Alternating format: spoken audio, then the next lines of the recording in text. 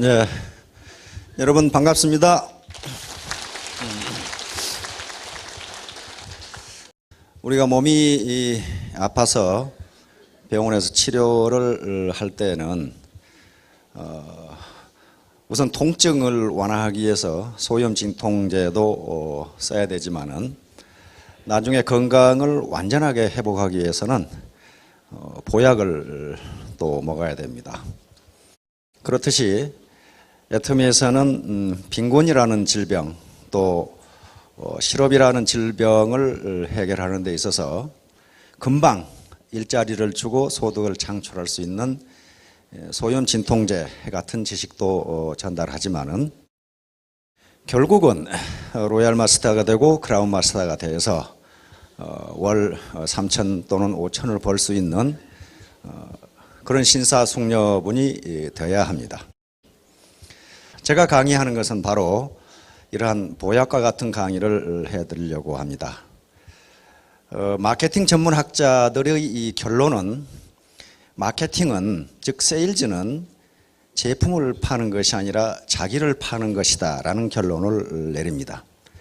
다시 말하면 똑같은 제품을 팔더라도 세일즈맨의 인품에 따라서 팔리기도 하고 팔리지 않기도 한다는 거예요. 경영학자들의 연구에 의하면 세일즈에 성공할 수 있는 확률이 첫 번째가 그 사람을 봤을 때의 첫 인상이 80%를 결정한다고 합니다.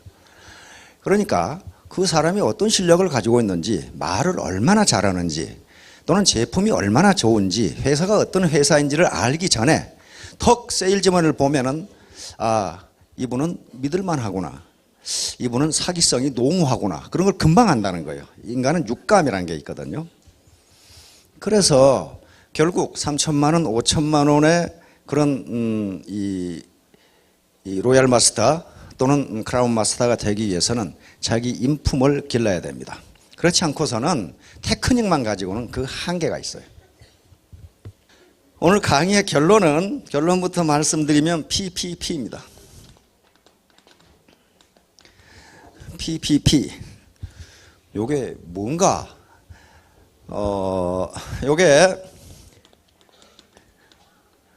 이건 펌프입니다. 펌프. 앞에 P는 펌프고, 가운데 P는 프라이밍이라고 합니다. 프라이밍은 이렇게 물을 길러 오르다. 프라이밍이야. 뒤에 P는 팔리시입니다. 이것을 우리말로 학자들은 유수정책이라고 이렇게 번역을 했습니다. 유수정책이라고. 요 유자는 끌 유자, 사람을 유인한다, 유혹한다 할 때 유자예요. 물을 끌어서 올린다. 이게 무슨 말이냐면요, 이건 미국에 1930년대 세계 대공황이 발생했을 때 대공황이 왜 일어났는지 이걸 분석하는 과정에서 국민들의 수중에 돈이 없어서 돈을 쓰지 않으니까 물건이 안 팔리고, 물건이 안 팔려서 불황이 되고, 불황이 심해지니까 공황이 됐다. 그러면 경제를 살리려면 어떻게 해야 되는가? 돈을 풀자. 이거예요. 돈을 풀자. 다시 말하면 루스벨트 대통령이 뉴딜 정책을 하면, 새로운 정책이라고 말이죠. 뉴딜 정책을 하면서 TVA라고 그러는데 테네시강 하곡을 계속 막아가지고 댐을 만드는 공사입니다. 그러면 정부에서 토목사업을 하면은 정부가 돈을 찍어서 내보내죠. 그러면 건설회사라든가 건설 자재를 만드는 회사, 그런 회사들이 운영이 되고, 그러면 그런 회사들이 노동자를 고용하니까 노동자들 수중에 임금이 나가겠죠. 임금이 나가면 노동자들은 저축할 여력이 없으니까 그걸 생활필수품을 사는 데 써요. 쓰면은 생활필수품을 만드는 회사가 다시 영업이 되고, 그러면 다시 고용이 되고, 다시 소비가 많아지고, 다시 다른 공장이 돌아가고, 요 정책입니다. 이게 뉴딜 정책이에요. 그러면 펌프 프라이밍 팔리스라는 게 뭐냐 하면은, 나이 드신 분들은 옛날에 그 샘에 그 펌프 있잖아요. 물 이렇게 하면 여기서 물 나오는 거 있잖아요. 이걸 펌프라고 그러는데, 그걸 오래 안 쓰고 놔두면 물이 들어가 버려요. 물이 들어가 버리면 마중물을 부어가지고 그걸 이렇게 하면은 나중에 물이 나와요. 그렇죠? 샘에 물이 나온다고요. 그러니까 국가가 돈을 푸는 것은 그 마중물하고 같은 거예요. 같으면, 그런데 마중물을 부었을 때 그걸 힘있게 빨리빨리 해야 물이 나오지, 느려 빠지게 하면 어때요? 마중물 부은 것이 또 들어가 버려요. 그렇듯이 애터미 사업으로 돈을 벌 수 있는 샘물은 있어요. 있는데 이제 마중물을 부어서 이게 나올 때까지 틀어야 되는데 처음에 열심히 틀어야 돼요. 바로 PPP, 펌프 프라이밍 팔리시라는 유수 정책을 실시할 때 마찬가지 미국도 테네시 강에 집중적으로 자본을 투입했거든. 그러면서 미국은 대공황에서 벗어납니다. 물론 여기 경제학자들이 계시겠지만은 지금도 논란이 많아요. 과연 미국이 세계 대공황을 극복한 것이 TVA냐, 다시 말하면 PPP 정책이었느냐, 안 그러면 전쟁이었느냐. 세계 대공황이 번지니까 그 당시 산업혁명으로 완성했던 일본과 독일 이런 나라는 시장이 없으니까 시장을 뺏기 위해서 전쟁으로 공황을 극복합니다. 그런데 우리가 지금 전쟁을 할 수는 없잖아요. 그래서 이제 결론적으로 얘기하면 애터미 사업을 해서 마중물을 부었어요. 여기까지 여러분들이 오셨단 말이에요. 애터미 사업을 하기로 결심하셨어요.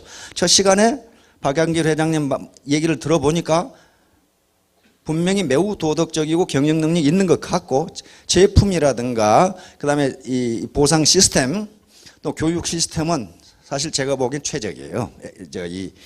이 네트워크 마케팅 시장에서는. 그러니까 이제 문제는 여러분들의 노력 또는 시간이라는 마중물을 부어서 열심히 이걸 초기에 하지 않으면 약 3개월 정도 이게 밑에 있는 샘물을 끌어올릴 수가 없어요. 그 마중물에 또 들어가 버려요. 즉 다시 말하면 자기 노력이 헛되게 된다는 거예요. 자, 용기와 열정인데, 용기와 열정 이 말씀을 모르는 분은 없어요. 그러나 이것이 과연 뭘 의미하는지를 일별해 보도록 하겠습니다. 네, 코브라 효과. 다른 건 모르시더라도 코브라 효과라는 것이 있다. 코브라 효과. 내 말 들어봤는데?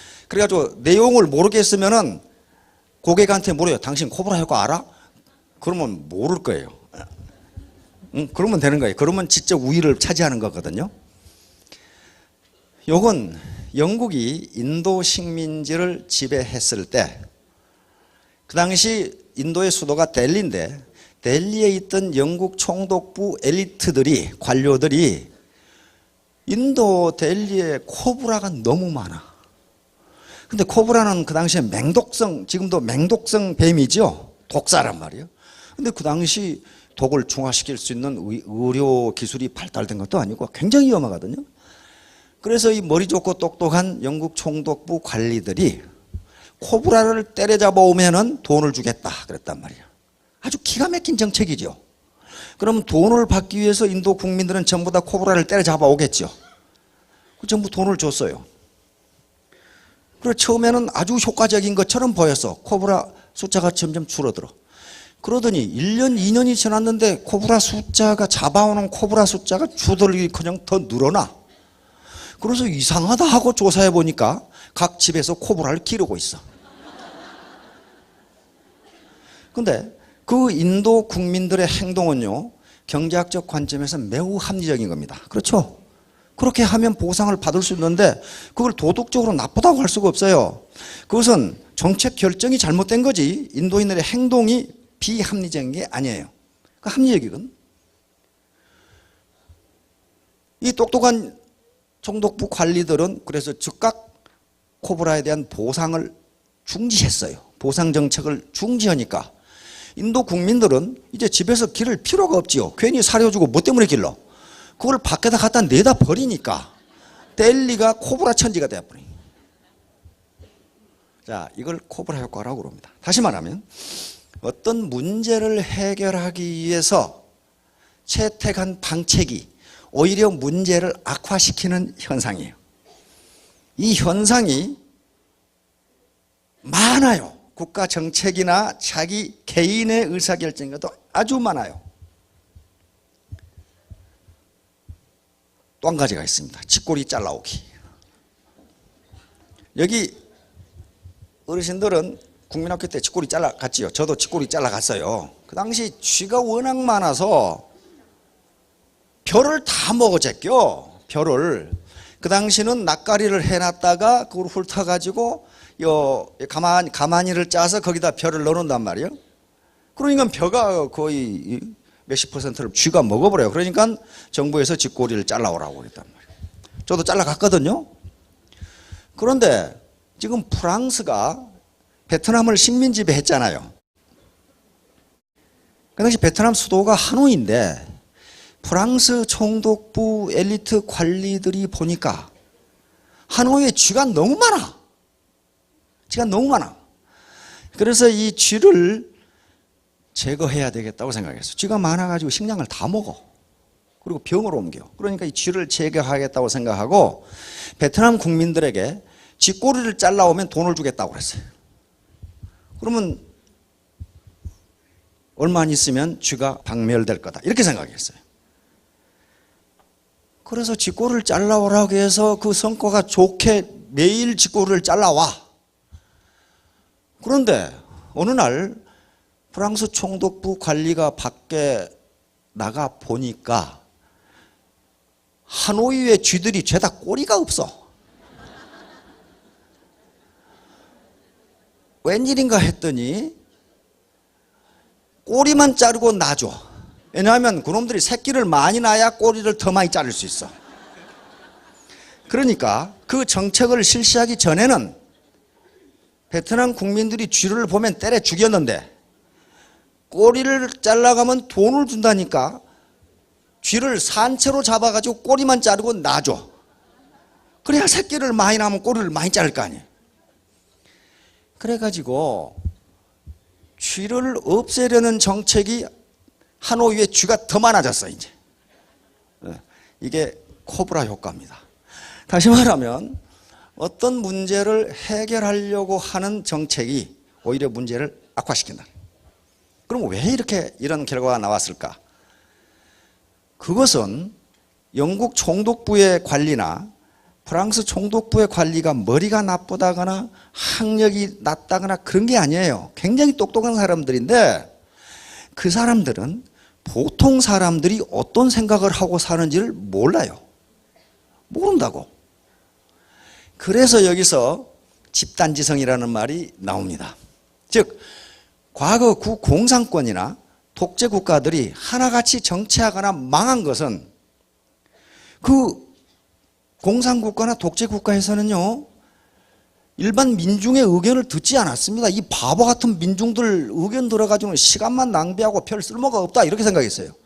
그래서 그 나라의 최고 엘리트들이 의사결정을 한 거예요. 그런데 그 의사결정들이 시행을 하면은 죄다 어떤 효과가 나타나느냐?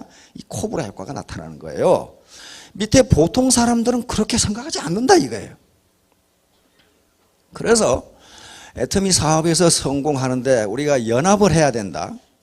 형제 라인도 서로 도와야 된다. 여러 사람 의견을 들어야 된다. 이런 게 바로 코브라 효과를 방지하기 위한 거예요. 자, 그러면 이제 과유불급. 요것은 그러니까 일본에서 했던 내용을 이제 우리 걸로 다시 한 건데요. 과는 지나치다 그 말이고 유는 같을 유자입니다. 이거 같을 유자. 불급은 미치지 못하는 것. 그러니까 지나친 것과 미치지 못한 것은 같다 그 말이에요. 같다. 이것은 논어에서 나온 말입니다. 원문이 여기 있는데요. 자공이라는 사람은 공자의 수제자 중 한 사람인데 공자가 직접 10명의 제자를 지적을 했어요. 그 10명 중에 한 사람입니다. 공문 사과 십철이라고 하는. 이 양반이 물었어요. 사여 상야 숙현. 여기 사는 사람 이름입니다. 공자의 제자에 자장이라는 제자가 있었는데 아주 뛰어난 학자입니다. 또 상은 자하라는 제자가 있는데 그 자하의 이름이에요. 그러니까 자장이라는 사람은 생각은 안 하고 행동부터 하고 보는 사람이에요. 그리고 자하라는 제자는 행동은 안 하고 계속 생각만 하고 있는 사람이에요. 그러니까 자공이 물은 겁니다. 자장과 자하는 누가 현명합니까? 그러니까 공자가 대답하기를 사는 자장은 지나치고 상은 자하는 미치지 못한다. 너무 느리다. 자공이 또 묻습니다. 그렇다면 지나친 사가 더 낫습니까? 요 나을 유자입니다. 더 훌륭합니까? 그러니까 자왈 과유불급. 지나친 놈이나 모자란 놈이나 똑같다. 그런 말이에요. 똑같다. 너무 설치는 사람이나 계속 생각만 하는 사람이나 똑같다. 똑같다. 자, 그러면 바로 애터미 사업에서도 과유불급은 진리입니다. 다시 말하면 너무 신중해. 생각만 계속. 아까 전에 누구 계속 따져보고만 정보만 수집하고 있는 사람이 있어. 제가 듣기로는 3년째 그러고 있는 사람이 있다고 그러는데, 이렇게 되면요, 그것은 신중한 게 아니고 우유부단한 사람이에요. 의사결정에서 가장 중요한 것은, 의사결정학자들은 의사결정의 정확성이 아니라 타이밍이라고 얘기합니다. 타이밍.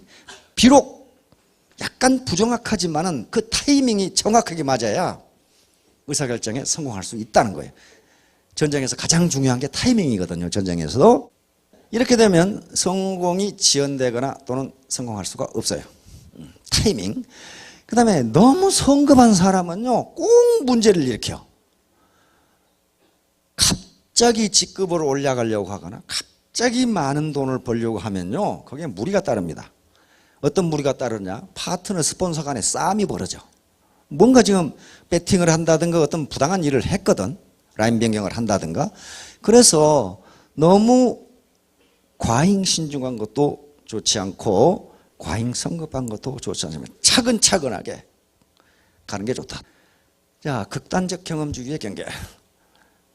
극단적 경험주의는 도대체가 못 믿는 겁니다. 못 믿는 거예요. 예를 들면 이게 극단적 경험주의는요, 의사결정, 다시 말하면 결심이나 결단을 지연시키는 결과를 가져옵니다. 요 물체를 여기 떨어뜨리면 땅으로 떨어져요. 야구공을 공중으로 던지면 떨어지게 돼 있어요. 그래서 어떤 사람한테 그랬어. 이게 야구공을 10만 번 하늘로 던져봤더니 떨어지더라. 이것은 지구 중력작용이 있는 게 틀림없다. 그렇게 얘기했던 이놈이 당신이 20만 번을 안 던져봤는데 어떻게 그걸 확신할 수 있느냐. 이게 극단적 경험, 이런 사람이 있어요. 극단적 경험주의예요. 그런데 통계학적으로 그건 신중한 게 아니라 우매한 거예요. 통계학도 뭘 예측하거나 뭘 판단할 때 모집단을 전부 특정하지 않습니다. 표본 추출을 해가지고 측정을 해서 95% 신뢰 구간에 플러스 마이너스 0.3 이런 식으로 이야기한단 말이에요. 그러면 5% 신뢰도가 95%인데 100% 신뢰가 되도록 할 수 없나 있어요. 어떻게 하면 돼요? 모집단을 전체 조사하면 100% 신뢰가 돼. 그러나 그렇게 하기에는 시간과 돈이 너무 많이 들기 때문에 그렇게 하지 않는 거예요. 다시 말하면 5%의 정확성을 올리기 위해서 정확성을 올림으로써 얻을 수 있는 효과가 그 5%를 올리기 위해서 들어가는 비용이 너무 크다면 그렇게 하는 것은 비합리적이에요. 그래서 그렇게 결정을 내린 거거든요. 그러면 애터미 사업을 할 것인가 또는 열심히 할 것인가 말 것인가를 결정하는 결정적 증거가 있으면 돼요. 가장 결정적 증거는 이 사업으로 성공한 사람이 있는가를 보면 돼요. 만약에 아무리 이론이 아름답고 비전이 있다 하더라도 실제로 이 사업으로 성공한 사람이 없다면 그것은 공연불의 가능성이 많아요. 실증적으로 성공한 사람이 있느냐를 파악해야 돼요. 맛있는 과일 사오기. 어떤 장자가, 어떤 부자가 하인에게 옆에 가수원에 가서 맛있는 과일을 사오너라 이렇게 얘기했어요. 그래서 그 주인, 농장 주인에게 이 농장의 과일이 맛있습니까? 그러니까 농장 주인이 우리 농장의 과일은 모두 맛있다. 하나 맛보고 한 상자 사가라 이렇게 했단 말이에요. 맛보니까 무지 맛있어. 근데 한 상자를 살라고 보니까 하인이 맛있는 과일만 사오라고 그랬단 말이에요. 그래서 한 상자에 있는 걸 전부 맛봤어. 맛있는가 안 맛있는가? 전부 맛보고 사가니까 장자가 보니까 무슨 놈 과일을 사왔는데 전부 한 입씩 맛봤거든. 왜 이러냐 그랬더니 주인님이 맛이 있는지 없는지 맛있는 것만 사오라고 해서 제가 한 맛봤다 이거야. 이게 과잉신중이에요. 하나를 보면 열을 안다고. 그러니까 이건 신중한 게 아니라 이거 우매한 거예요. 이게 우매한 거예요. 이런 우를 범해서는 안 된다. 이제 엘빈 토플러, 이 사람 미래학자인데요. 과거에 농경시대나 산업화시대, 농경시대에는 땅을 많이 가진 자가 부자였고 산업화시대에는 거대한 공장을 가진 자가 부자였어요. 중후장대한 것을 해야 돈을 벌었단 말이에요. 그런데 이 양반은 하는 소리가 이제 지식정보화 시대에는 빠른 자가 살아납니다. 강한 자가, 크고 강한 자가 살아남는 것이 아니라 빠른 자가 살아납니다. 다시 말하면 계속적으로 지식정보가 폭발적으로 늘어나는데 누가 자기에게 필요한 지식과 정보를 빨리 획득해서 그것을 자기 비즈니스에 적용하느냐에 따라서 살고 죽고가 결정된다. 그런 얘기입니다. 지금 자, 우리 속담에 망건 쓰다 장파한다는 말이 있어요. 요게 망건입니다. 요게 그러니까 요 갓을 쓰기 전에 머리에 이렇게 쓰는 거 있죠. 요게 망건인데 망건 쓰다 장파한다. 그 말은 무슨 말이냐면은 망건을 쓰는 것은 목적이 아니고 수단입니다. 그렇잖아요. 장에 가기 위한 의관을 정제하고 장에 가기 위한 수단이에요. 장을 보는 것이 목적인데 수단 가지고 나리를 피우다가 실제로 목적은 어디로 가버린다. 그런 말이에요. 목적은 어디로 가버린다. 그러니까 목적과 수단의 전도현상이라고 그런단 말이에요. 전도현상. 우리가 애터미 사업을 해서 경제적으로 성공, 1차적인 목표가 경제적 성공인데 계속 뭔가 따져보다가 시간 다 보내면 이렇게 돼요. 시간 다 보낸단 말이에요. 자, 그래서 이게 가장 전형적인 현상이 바로 목표와 수단의 전도 현상이 이런 거예요. 어떤 사나이가 불면증에 걸려서 병원에 입원을 하고 치료를 했습니다. 의사하고 상담을 하고 약을 먹고 한 일주일쯤 되는데 이 사나이가 열심히 자고 있는데 간호사가 신경질적으로 깨워. 약 먹을 시간인데 약도 안 맞고 주무시면 어떡합니까? 이런 식으로. 지금 무슨 말인지 모르는 분이 많아요. 약을 먹는 것은 잠을 자기 위한 수단이지 그것이 목표가 아니에요. 근데 간호사 입장에서는 몇 시 몇 시에 약을 주어라 했으니까 그 시간에 약을 먹고 자야 되는데 그냥 자고 있으니까 깨운 거죠. 이게 목표와 수단의 전도 현상이에요. 그러니까 계속 따지고만 있고 무슨 기준을 정해놓고 기준에 안 맞으면 안 된다고 하면 결국 목표 달성이 안 된다는 거예요. 공자도 중용을 얘기했고 동양에서만 중용의 덕을 중요시한 게 아니고 바로 서양 철학의 원류인 소크라테스, 플라톤, 아리스토텔레스인데 아리스토텔레스가 계속 강조한 게 중용이었어요. 중용. 왜냐하면요 우리가 가치 있다고 생각되는 덕목이 과소하거나 지나치면 덕이 되지 않는다는 거예요. 그래서 아리스토텔레스는 인간의 행복은 중용을 실천하는 데 있는데 바로 중용이 덕이라고 그랬어요. 덕. 중용의 덕이 여기입니다. 용기 어떻습니까? 좋죠. 근데 용기가 부족하면 비겁이 되고 용기가 과잉이 되면 만용이 돼요. 그렇잖아요. 그 다음에 전략 좋아요. 전략 좋은데 이게 부족하면 낭비가 되고 과잉이면 인색이 됩니다. 전부 그렇게 돼 있어요. 용서 이게 부족하면 잔인이 되고 이게 과잉이 되면 무언칙이 돼요. 이런 식으로 절제도 좋은데 절제가 부족하면 방탕이 되고 절제가 지나치면 자기를 속박하는 거예요. 이런 식이 되니까 중용의 덕을 취하라는 겁니다. 중용의 덕. 그것은 곧 적당한 어떤 결정적인 증거가 있으면 너무 많은 증거를 수집하려고 하지 말고 바로 행동형이라는 그런 겁니다. 여기 계시는 모든 분들에게 애터미라고 하는 운을 잡기를 기대합니다. 잡기를 기대하는데 잡는 것도요 용기가 있어야 돼요. 용기가 있어야 됩니다. 그것도 용기입니다. 그런데 롤로 메이라는 사람이 있어요. 이 롤로 메이는 미국의 실존주의 철학자이고 실존주의 심리학자입니다. 그리고 실존주의 정신분석학자예요. 용기가 뭐냐 하면은 그게 좀 어떻게 애매해요. 그런데 이 사람은 뭐라고 그랬냐면 절망 속에서도 전진할 수 있는 능력 그랬어요. 물론 용기에 대한 정의는요, 심리학자마다 다 달라요. 다 다른데 이게 제일 괜찮은 것 같아요. 절망 속에서도 전진할 수 있는 능력. 그리고 이 낭만 뭐라고 했냐면 용기는 생존과 발전의 조건. 용기가 없으면 생존도 할 수 없고 발전도 할 수 없다. 이것도 딱 맞는 것 같아요. 용기가 없으면 생존도 할 수 없고 발전도 할 수 없다.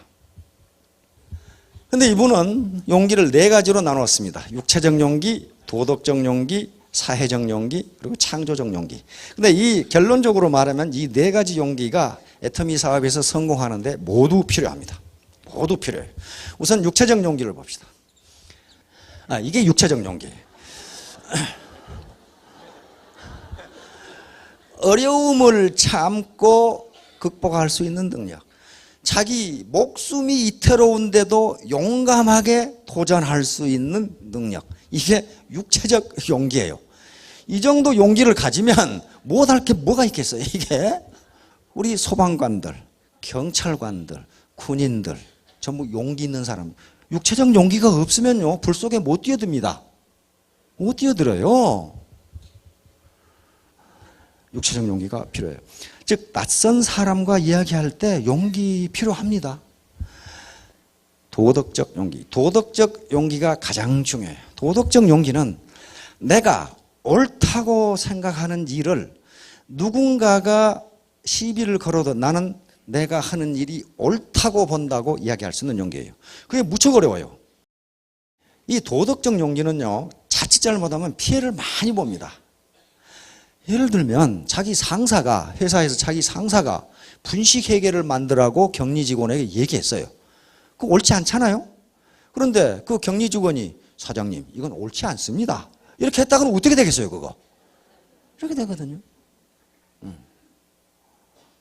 그런 경우가 많아요. 그래서 도덕적 용기가 가장 중요해요. 옳은 것을 옳다고 하고 옳지 않은 것을 옳지 않다고 얘기할 수 있는 용기예요. 나는 일반적으로 다단계 사업에 대한 인식은 굉장히 안 좋지만은 내가 가서 정보를 수집하고 분석해보고 따져보니까 애터미 사업은 옳은 사업이다. 이것이 자기가 확신이 왔다면 당신이 뭐라고 하건 나는 내가 하는 일을 옳다고 본다. 이게 용기가 없이는 할 수 없어요. 도덕적 용기. 이 아인슈타인을 왜 여기다 그려놨냐 하면은 아인슈타인은 오늘날 최고의 방정식, 물리학에서 최고의 방정식이라고 하는 요걸 만들어냈단 말이에요. 요게 이제 원자탄의 원리거든요. 에너지 질량 등가 방정식이에요. 그러니까 질량이 원자핵이 깨지면서 그 에너지가 C는 여기서 광속이니까 광속의 자승으로 에너지가 나온다는 얘기거든요. 그러면 이것은 에너지고 이건 질량이고 이건 광속인데 어떻게 에너지와 질량이 같느냐 이런 문제예요. 그 이전까지 뉴턴 물리학에서는 에너지는 에너지고 질량은 질량이었는데 질량이 에너지로 바뀐다는 거거든. 요거 가지고 원자탄을 만들었는데 그 이론을 제공한 사람이 바로 아인슈타인인데 아인슈타인은 핵무기 만드는 걸 적극 반대했거든. 적극 반대해서 그래가지고 공산주의자로 몰려가지고 아주 혼났거든요. 그러니까 핵무기를 만드는 것은 인류를 위해서 옳지 않다고 생각한 거예요. 이게 굉장한 용기거든요. 요거 이제 만약에 독재 국가에서 정부 정책 잘못한다고 데모해봐야 어떻게 됩니까? 전부 감옥에 잡혀가나. 그런데도 옳지 않은 것을 옳지 않다고 얘기하는 용기가 도덕적 용기입니다. 사회적 용기는 이제 자기 표현을 할 수 있는 용기, 그리고 자기와 친하지 않은 사람과도 가깝게 지낼 수 있는 용기, 이런 것들이요. 이것은 사회적 관심을 갖는. 그러니까 여기 보세요. 여기 있는 것처럼 이런 서양인이 아프리카에 가서 이렇게 도움을 주고 이렇게 할 수 있는, 이거 엄청난 용기입니다. 그러니까 혼자 뭘 하기는 쉽지만은 사회 속에 들어가서 뭔가 하기는 어렵다는 거예요. 사회적으로 자기 표현을 한다는 것은 아까처럼 바로 모르는 사람에게도 나는 애터미 사업이 옳다고 본다. 이거 치약 싸고 좋습니다. 한번 써보세요. 당신에게 손해가 가지 않습니다. 이렇게 할 수 있는 게 사회적 용기고, 그 다음에 파트너 스폰서 관계에서 자기가 아는 사람과 친할 뿐만 아니라 모르는 사람과도 똑같이 친할 수 있는 용기. 롤로메이는 이렇게 설명하고 있어요. 그렇게 되지 않으면 사회가 성숙하지가 않는다는 거예요. 즉 끼리끼리 모여가지고 영고주의로 끼리끼리 모여가지고 사회가 성숙하지 않는다는 거예요. 애터미 사회에서 가장 중요한 게 이 사회적 용기라고 생각합니다. 옆에 앉아있는 사람 잘 모르는 사람인데 애터미 얘기를 할 수 있는 용기, 그리고 내 파트너가 비록 마음에 안 들고 처음 보는 사람이지만은 같이 친해질 수 있는 용기, 이게 사회적 용기. 이제 창조적 용기인데 롤로메이는 이것이 가장 중요하다고 그렇게 얘기했습니다. 다시 말하면 이런 육체적 용기, 도덕적 용기, 사회적 용기, 여기에서 뭐가 옳고 무엇이 옳지 않다고 생각했으면 그것을 고치려고 노력하라는 거예요. 그리고 새로운 패러다임, 세상을 보는 새로운 눈을 갖고 당신이 속한 조직을 그렇게 개선해 나가라는 거예요. 그래서 이런 것들 네 가지 용기, 육체적 용기, 도덕적 용기, 사회적 용기, 그리고 창조적 용기를 갖는다면 여러분들이 자신감 있게 누가 뭐라고 하건 사회적으로 굉장히 인식이 이 비우호적임에도 불구하고 나는 내가 하는 일이 옳다고 생각하면 밀고 나갈 수가 있다는 겁니다. 용기에 지금 그러면 나는 소심한데, 그런데 학자들이 연구하면 용기도 훈련이 된답니다. 근데 제가 해보니까 훈련이 됩니다. 돼요. 롤러코스터 타면 어떻습니까? 인상이 아주 보통이 아니죠. 악을 쓰고 자꾸 타봐요. 그거 괜찮아요. 그것도. 그러니까 작은 용기를 실천했을 때 큰 용기가 나온다. 논어에도 그거 나와요. 소용, 작은 용기를 실천하면 대용이 나온다. 다시 말하면 지하철 옆에 앉은 사람에게 요거 싸고 좋은데 처음 얘기하기가 어렵다는 거예요. 그게 소용이거든요. 자꾸 얘기하면 나중에 무감각하게 돼. 무감각하게 옆에 놈이 듣거나 말거나 뭐 그렇게 된다고요. 용기도 증진된다. 분명히 훈련됩니다. 분명히 훈련돼요. 자, 열정이 있어야 됩니다. 열정.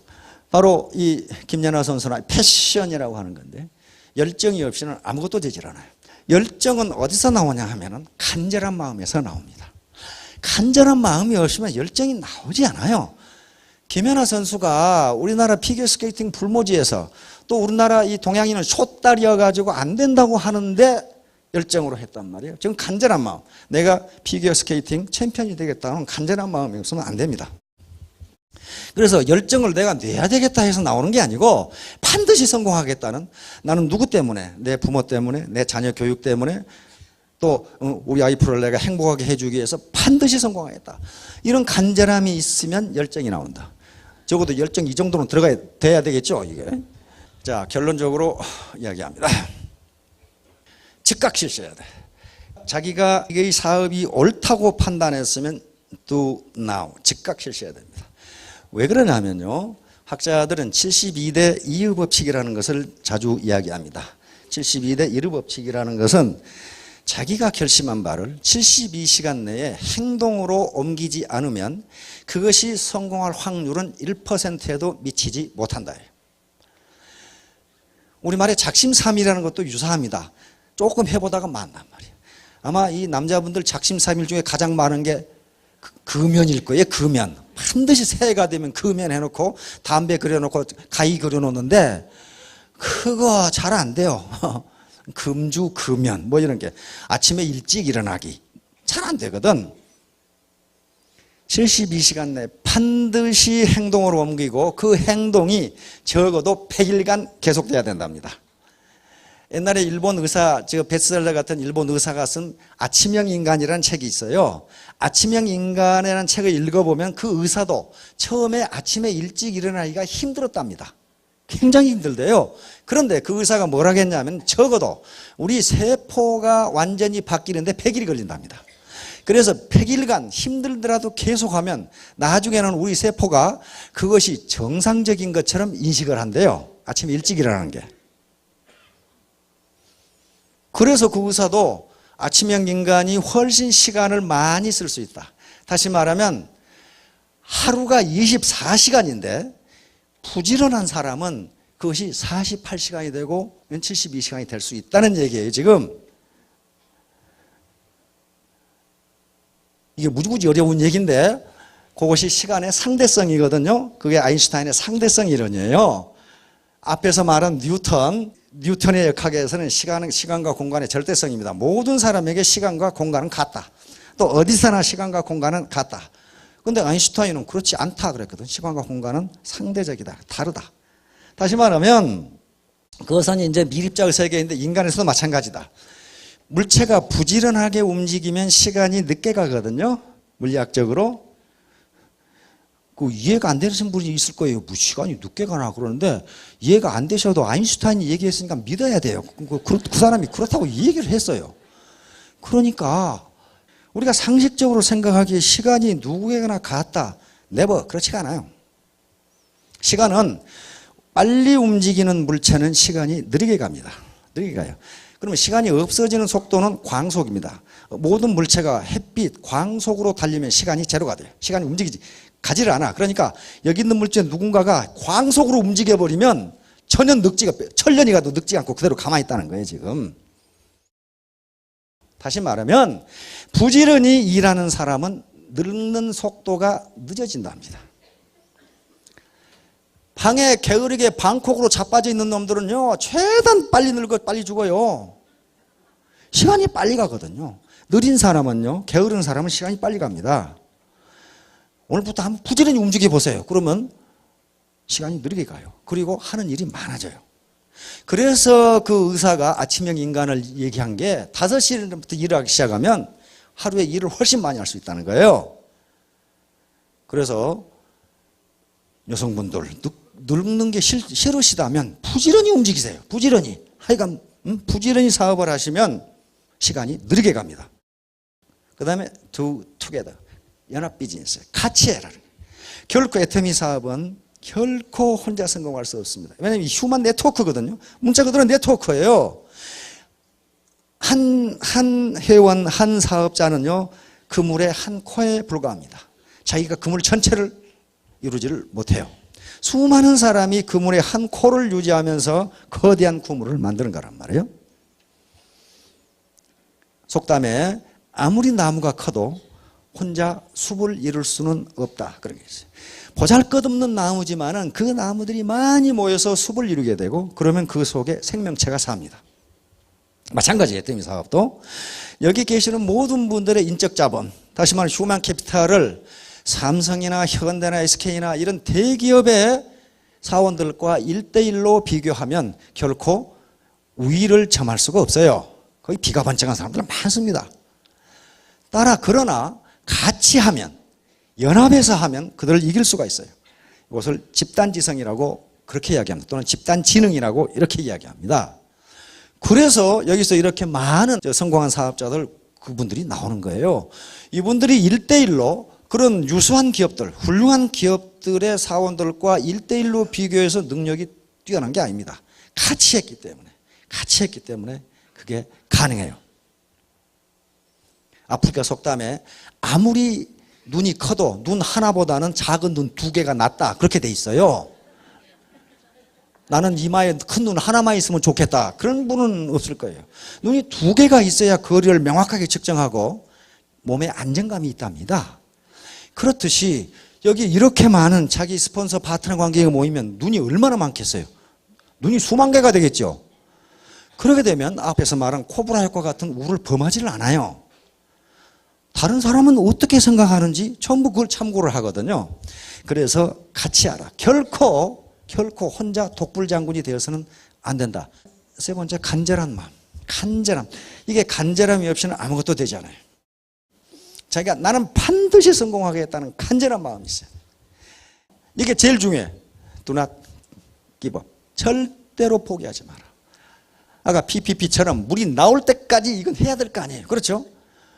이걸 물이 나올 때까지 마중물을 부어서 하지 않으면 중간에 다시 물이 들어가 버려요. 안 돼요. 그건 안 되는 겁니다. 그게 자연의 법칙이에요. 마시다 고노스케, 일본 분들에게 굉장히 강조를 했는데요. 지금 파나소닉, 이분이 한 말이에요. 실패한 데서 그치고 마니까 실패가 되는 것이, 성공을 한 데가 계속하면 성공이 되는 것이다. 이것은 기자가 질문을 했어요. 연설을 하는데, 아니 고노스케 회장님, 그 성공 비결이 뭡니까? 그렇게 얘기했어요. 아니, 성공할 때까지 하면 성공할 거 아니냐? 그건 맞죠? 물이 나올 때까지 품어야 물이 나오지. 중간에 안 나온다고 그만둬버려 물 또 들어가 버려요. 이 양반이 늘 강조한 게 뭐냐 하면 때리면 울어라 그랬어요. 무슨 말이냐 하면은 환경이 변하면 거기에 빨리 적응하라는 거예요. 때리면 즉각 울어라. 환경이 바뀌면 거기에 즉각 적응해라는 거예요. 운전을 뒤돌아보고 운전할 수 있습니까? 절대로 뒤돌아보고 운전할 수 없어요. 자, 큰 문제가 어떤 것이냐면 이렇게 지금까지 아주 탄탄대로를 잘 달려왔어요. 자동차를 몰고 잘 다녀왔어. 근데 어느 날 덜커덕 하고 뭔가 잘못됐어요. 그러면 이제 이 길이 이렇게 된 거예요. 이렇게. 그러면 이 나쁜 길을 갈 때는 더욱더 운전대를 꼭 잡고 앞을 보고 가야지 뒤를 보면서 아이고 내가 옛날에는 좋았는데 그렇게 운전해가지고는 이거 사고 나기 딱 맞아요. 따라서 지금 길이 험난하다고 생각하실수록 앞을 보고 달려야 됩니다. 과거를 보고 운전해가지고는요 아무것도 되지 않아요. 자, 이제 결론적으로 말씀을 드리겠습니다. 초두에 얘기한 것처럼 코브라 효과가 나타나지 않게 하려면은 또 가장 우리 애터미 사업이 코브라 효과가 나타나지 않는 사업이에요. 왜냐하면 연합 비즈니스를 하니까 모든 사람들의 의견을 들어서 그렇습니다. 각계각층의 사람들이 얘기를 다 듣는다. 어떻게 성공할 수 있느냐?